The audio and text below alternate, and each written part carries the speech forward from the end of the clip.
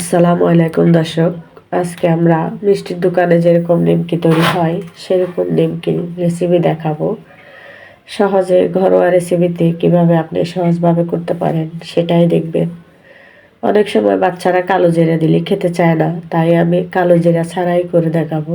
এতে বেশি পরিমাণে একটু তেল দিতে হবে। তেল দিয়ে ভালো করে ময়দাগুলো মিশ্রণ করে নেবেন।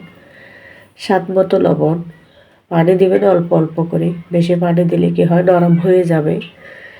খামিরটা এত বেশি নরম হবে না, একটু শক্ত শক্ত থাকবে।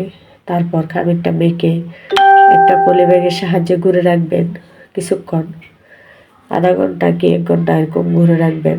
তারপর এটাকে তুলে গুলি পাকিয়ে দেবেন। আমার চ্যানেলটা ইউটিউবে, ফেসবুক পেজে পারবেন সিরাজ ঘরোয়া রেসিপি নামে। আশা করে দেখবেন, ইনশাল্লাহ ভালো লাগবে সবার।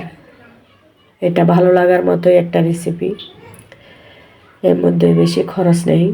আপনি এটা দোকান থেকে 300-350 টাকা কেজিতে কিনে বাসায় যদি আপনি তৈরি করেন, তাহলে আপনার চাহিদা মতো, আপনার স্বাদ মতো আপনি এটা অনেক দিন সংরক্ষণ করে খেতে পারেন।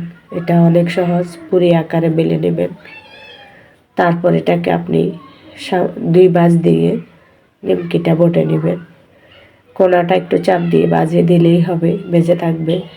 এটা সহজে ছুটবে না। তারপর চুলায় তেল দিয়ে নিমকিগুলো একটা একটা করে ছেড়ে দিবেন।